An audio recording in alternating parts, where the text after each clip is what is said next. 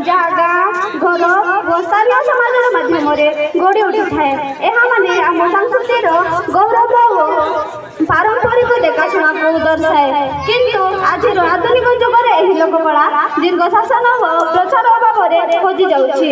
लोककला विषय लोक सचेतन करने मोर प्रथम काम।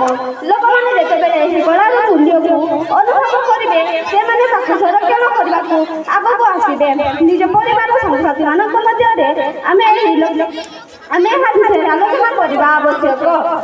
हजि जाऊा लोककला को पुनर्जीवित करने लगी आमको यही कलार शिल्पी मान समर्थन देवा आवश्यक।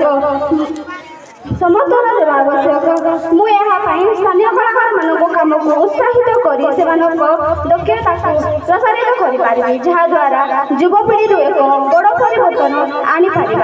आम जदि नुआ पीढ़ी को यार मूल्य शिखाई पारे पारंपरिक कला आग को बंची रही। मोर तीन भूमिका हो आजिकल डिजिटल माध्यम कला को प्रचार करवा। सोशल मीडिया वीडियो यूट्यूब एवं ब्लॉग माध्यम आम लोककला को विश्व परिसर में पहुँचाई पारिबा। मु निज अंचल एक गोष्ठी गठन कर कलार संरक्षण और पुनर्जीवन नहीं कम करी।